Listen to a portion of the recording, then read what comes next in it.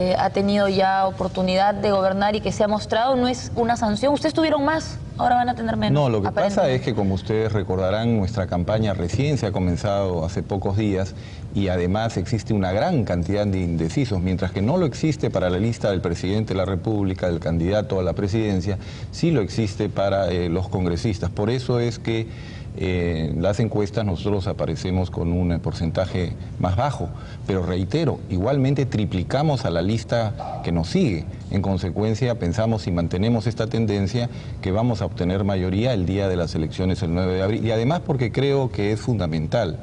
Creo que el pueblo se da cuenta que la única forma de poder gobernar en una forma eficiente es dándole mayoría a los congresistas. De lo contrario, se produce una oposición como la hemos tenido en el pasado, que limita las posibilidades de legislar con gran rapidez. Y el Perú hoy día, en esta segunda etapa en la cual posiblemente va a gobernar Alberto Fujimori, necesita una gran rapidez en cuanto a legislación para continuar y concluir la gran obra que se ha iniciado. El gobierno tuvo mayoría en el Parlamento en los últimos años. ¿Usted cree que esto ha determinado gran rapidez en la legislación, esta situación de la que nos habla el señor Marcenaro? Yo creo que no, y creo que es una situación que no es deseable. La mayoría en el Congreso sometida al Poder Ejecutivo creo que no ha dado buenos resultados. En primer lugar, la legislación no ha sido tan abundante como se esperaba. Las leyes han sido consultadas previamente al Poder Ejecutivo. A pesar de esa consulta, muchas de esas leyes aprobadas por el Congreso han sido observadas por el señor Fujimori. En consecuencia, ha habido contradicciones entre el Poder Ejecutivo y el Legislativo a pesar de esas coordinaciones. No ha habido ninguna labor de fiscalización a este gobierno porque ha sido impedido por esta mayoría oficialista.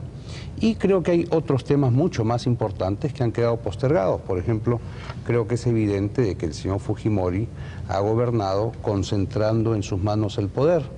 Ni siquiera convocaba al Consejo de Ministros, dominaba en consecuencia el Poder Ejecutivo, tenía control sobre el Legislativo, etcétera. ¿Usted cree que un Congreso diferente puede cambiar eso? Yo creo que puede colaborar a que se transformen ciertas cosas fundamentales para nosotros, por ejemplo, la descentralización. La descentralización del país, que es esencial para combatir la pobreza, para combatir el desempleo, para que las regiones más apartadas del país comiencen a encontrar su destino, requieren desconcentración de poder. Y para que haya esa desconcentración de poder, me parece fundamental que el Congreso no esté en manos del Poder Ejecutivo. ¿Para qué? Para que esté representada la opinión de todo el país. En el fondo, el Congreso debe ser eso, la caja de resonancia de todas las ideas y tendencias que existen al interior del país. El Poder Ejecutivo expresa un solo pensamiento, el Poder Legislativo expresa los pensamientos de todos los grupos políticos. ¿Qué opina usted de eso? Tiene mucha lógica que el Parlamento sea más heterogéneo, ya que el Poder Ejecutivo es la fuerza del ganador, porque constitucionalmente lo es así. Claro, ese es el argumento que se ha dado históricamente en el Perú. En el Perú siempre se dijo es necesario que el Ejecutivo sea de un partido político y que la oposición maneje el Legislativo. Pero ¿qué ha ocurrido en la realidad? En la realidad es que el Legislativo le ha impedido al Ejecutivo hacer los cambios que necesitaba, y mientras que el Ejecutivo quiere avanzar a 200 por hora, el Legislativo le paraba absolutamente todas sus iniciativas. En consecuencia, se produce un gran problema en cuanto al avance que requiere el país. Y yo creo que en esto tiene que ser fundamental, que tiene que existir un cambio. Entonces, si en el pasado ha existido esta actitud, mediante la cual, con el argumento de que se necesita oposición, se para el país, y además después vienen las negociaciones. Mi amigo Bedoya sabe perfectamente, después vienen las negociaciones de la oposición, para decir, ¿quieres tú como Poder Ejecutivo determinada ley? Muy bien, vamos a negociar. Y ahí vienen las componendas que creo que son gravísimas. Perdón, ha dicho el señor Bedoya Vivanco que esto no ha sido así. No ha sido así, Sol, por varias razones. En primer lugar, quiero contestar un poco esta forma peyorativa que usa la mayoría del término negociación. Para ellos, la concertación, o sea, el ponerse de acuerdo entre gente que piensa distinto, es algo detestable. Ellos lo consideran que es una negociación. ¿Por qué? Porque están acostumbrados a imponer su sola voluntad.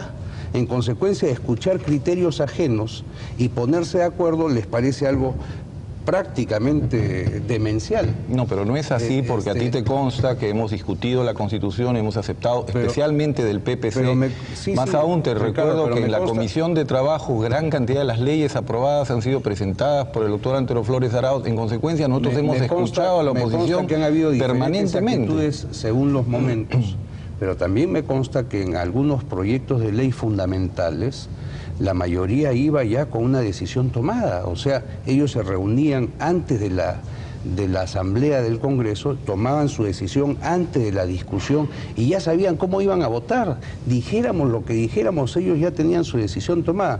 Pero a lo que voy es, dice Ricardo, que la única forma en que el Ejecutivo puede caminar a 100 por hora es teniendo el control parlamentario. La demostración es que no ha sido así. Teniendo el control parlamentario no ha caminado a 100 por hora. Y dice que si no tienen el control parlamentario, el Parlamento es obstruccionista. Tampoco ha sido así. Yo quiero recordar que precisamente del 90 al 92, en que yo fui senador, se dio una experiencia que a mí me pareció muy interesante. Fue el Parlamento que más veces le entregó facultades delegadas al Poder Ejecutivo para que pudiera legislar. Sí, no, más de 100 decretos legislativos que fueron aprobados además por el propio Congreso. sin ninguna observación Se por el le Congreso. dio